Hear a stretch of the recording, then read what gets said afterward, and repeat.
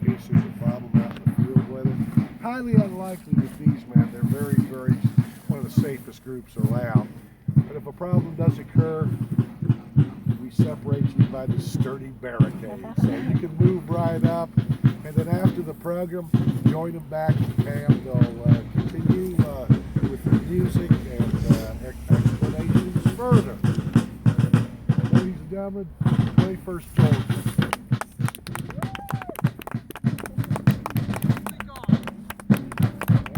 Very able musicians, too. Well, I tell you what, the 21st Georgians have come in for many years. They've always made my stay with them very stress-free and very low-key.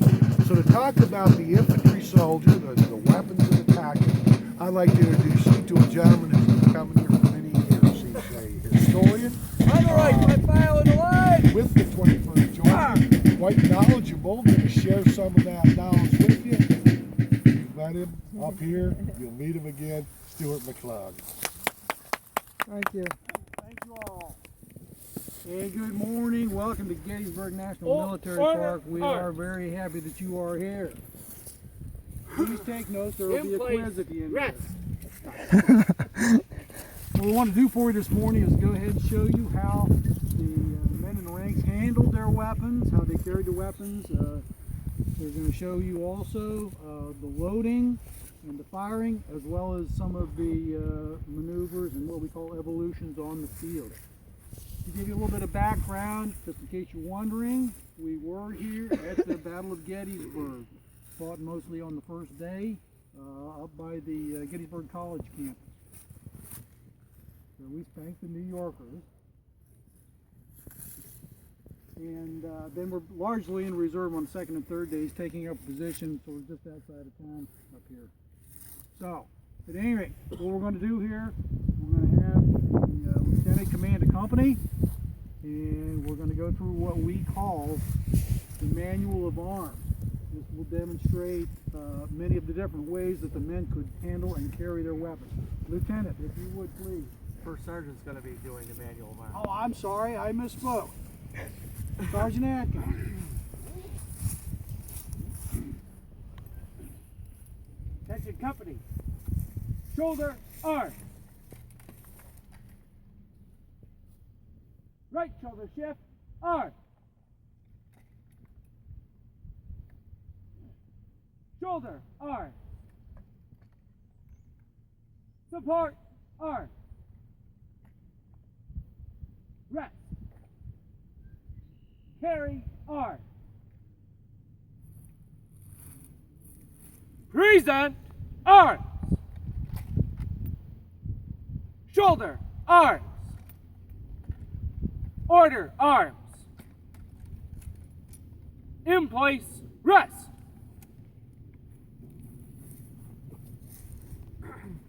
Now, for those of you who happen to have held the weapon over across the road, you notice it was pretty heavy, right? So, when you're marching down the road, you're carrying that weapon on your shoulder.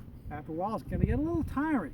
So that's why they went to the right shoulder shift and some of the other maneuvers that they did, just to, kind of rest your arm, do something different. All right? So, you want loading in 9 times? Loading in 9 times. All right. These are single shot muzzle loading percussion style rifled muskets, with the possibility of someone who might happen to have a smoothbore. I don't know if anybody does, but at any rate, each time you load this weapon, there's a specific process that you go through in order to load that weapon and fire it. So, given the fact that it's single shot, it's going to go through the muzzle, which is the top of the weapon, and then what they would do in terms of the training and the drill 150 years ago is a process known as loading in 9 times. There were 9 separate steps that they would go through, and we're going to show those to you now in order to get to the point where we can just fire the weapons. You may proceed. Private Zone.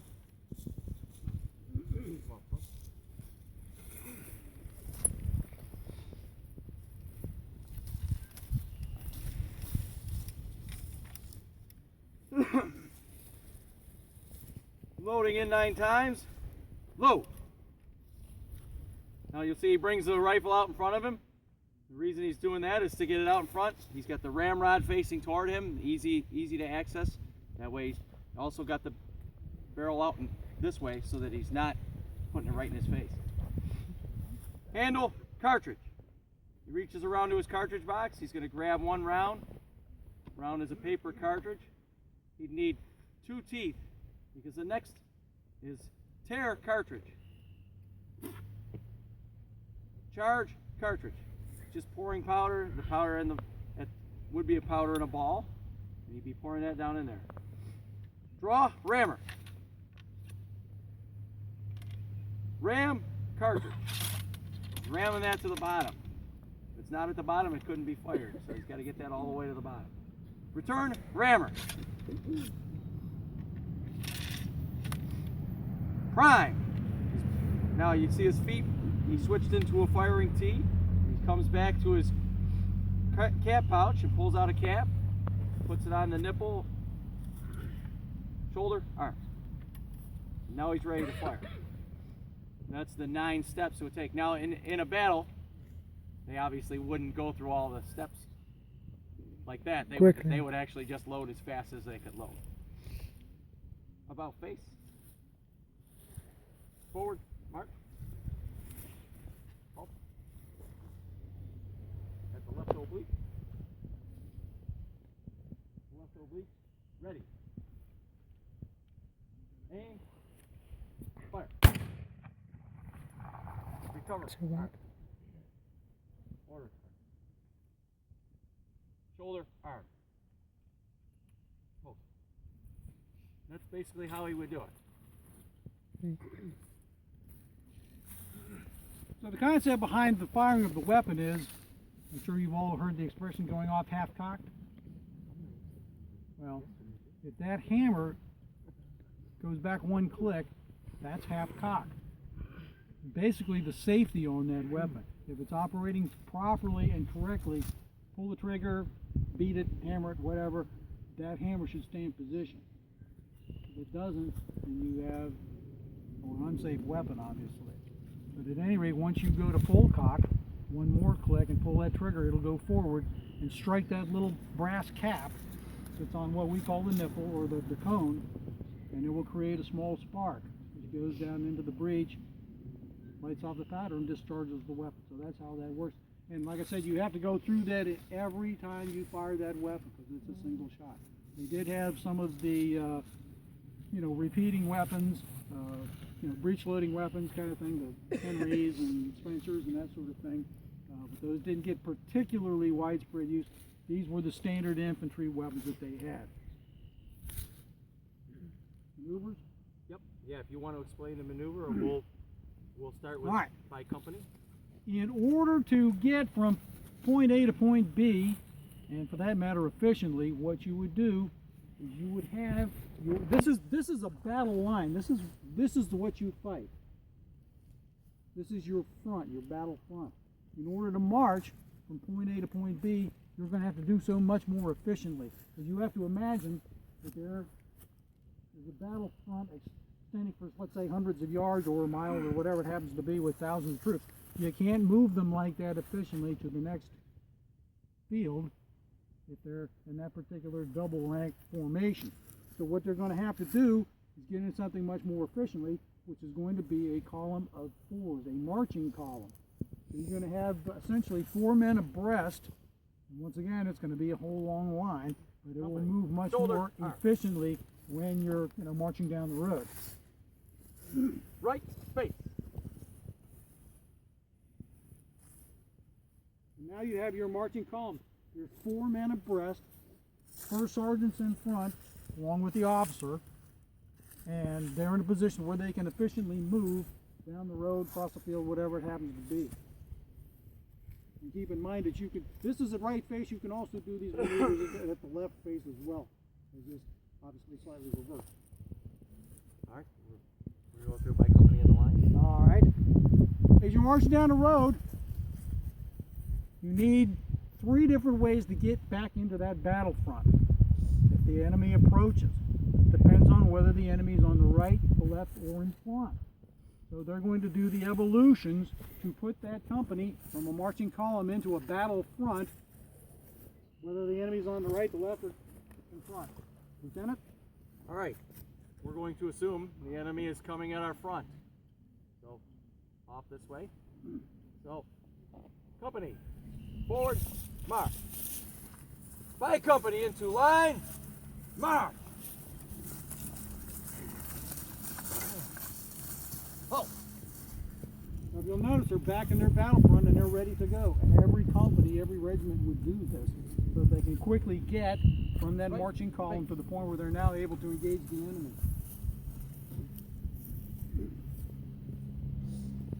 Now we're going to assume that our enemy is coming from our left. So we're going to flank march. Company, forward, march. By the left flank, march. Once again, they're right back in that battlefront and they're ready to go. Right, face. Now, from the right. Company, forward, march. On the right, by file on the line, march.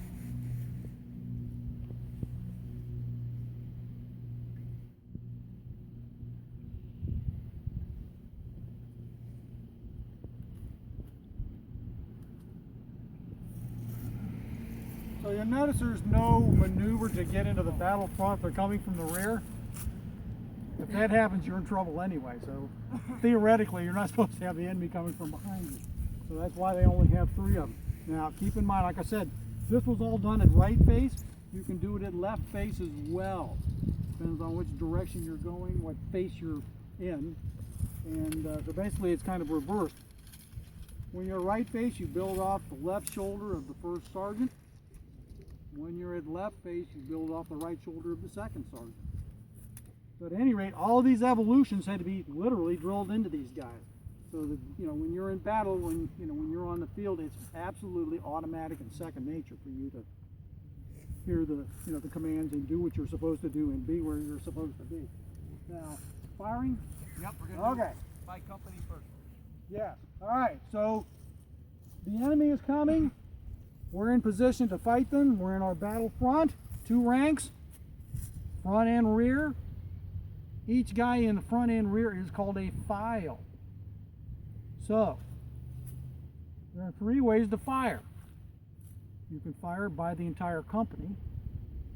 You can fire by front rank and then rear rank, or you can fire by the files and go right down the line.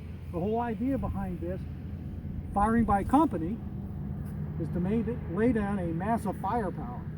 Just throw all that lead down there all at once. What's the problem with that? Well, I was going to say, as a matter of fact, once you fire, you're unloaded and you have to do it again and you're vulnerable to the enemy. So that's the reason why they had these other file by rank, fire by file. So that somebody's loaded while somebody else is firing, so that you can keep the enemy at bay. Because otherwise, if you fire all at once, they can charge, and next thing you know, Firing you're by company. Company in a lot of ready. trouble. A. Fire. Cover arms. Whoa.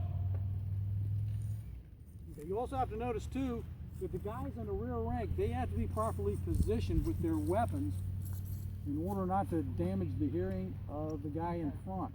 So you want the second band on that barrel, on that musket, to be right here. So that you're basically halfway between where that cap is going off and where the powder's coming out of the muzzle. So the guys in the front rank see that that's not the case. They're supposed to go to the guy in the back to say, hey, you're not doing it right or safely. So you got to keep an eye on that. All right, so by rank? By rank. Okay, we're going to do by rank. By rank, rear rank. Great.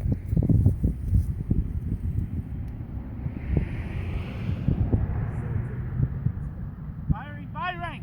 Rear rank. Ready. A. Fire. Cover arms. Low. Front rank. Ready. A. Fire. Cover arms. Low.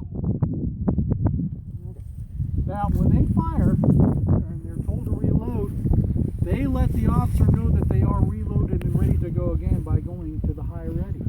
That's the signal to the officers to reload. We don't normally ram our cartridges when we're doing reenactments because it's a safety issue. If you forget to leave that ramrod in there, somebody might get hurt. Never mind the fact that you have to remember to return that ramrod, because if you shoot that thing off, you're basically left with a club because you don't have any way to properly load the ammunition to load the weapon. Now they're going to fire by file, so chances are they'll probably go from the right and then go right on down Firing the by line. file. Commence. Fire. Over. Fire. Over. Fire. Fire. Fire. Cover fire. Low. Now, there actually is one more way to do this, to fire at the enemy. Given the fact that you would otherwise have thousands upon thousands of weapons going off at the same time, it gets a little noisy.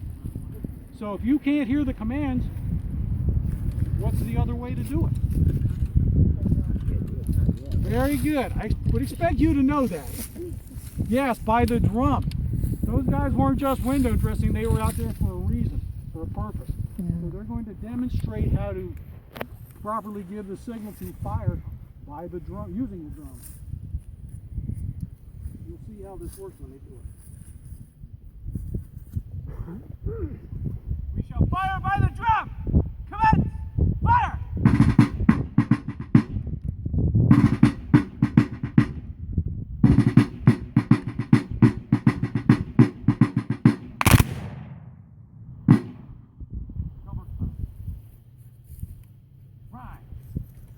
Now, I've been at events where it's gotten to the point where the officers have gotten hoarse and start screaming their commands out. So this is actually kind of a good idea. And a lot of people don't know about this, they don't do this when they're on the field, but we make a point of it because this is kind of a cool thing to see. So what they're going to do now is another safety thing. Having fired their weapons, we're going to make sure that everybody's weapon properly discharged. So they're just going to put a cap on there. Okay? Somebody's weapon didn't discharge. So they go ahead and call what they call prime with just a cap in order to make sure the weapons are cleared and discharged and now safe.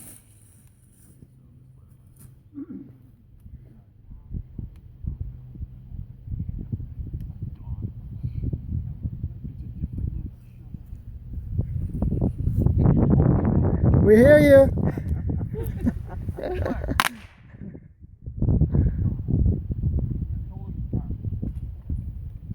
Trust me, I've seen people get hurt at reenactments. It happens.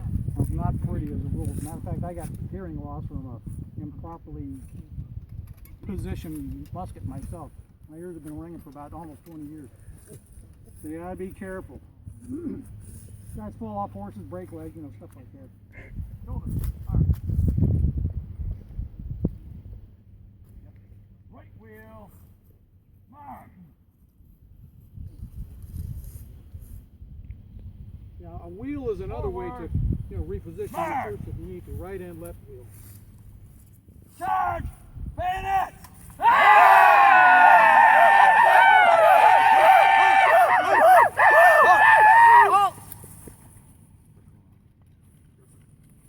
Order. Arm.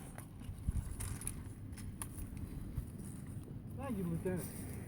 So there you have it. Are there any questions? You know everything? Please. All right. Well, we appreciate your all's presence here. By all means, come on back over to camp. We'll, answer any questions you might have over there. You can, handle the weapons, ask about the equipment, and check out the camp. Sorry we don't have our physician, our surgeon here this weekend, but that's another component that we also have. Matter of fact, our unit has been in existence. This is our 30th year. I haven't been quite that long, but at any rate, we're one of the unusual units in that we have military, civilian, music, and medical. Most units don't have that. We have all four of them. Good. Shoulder. Arm. Great. Thank you. Forward. March.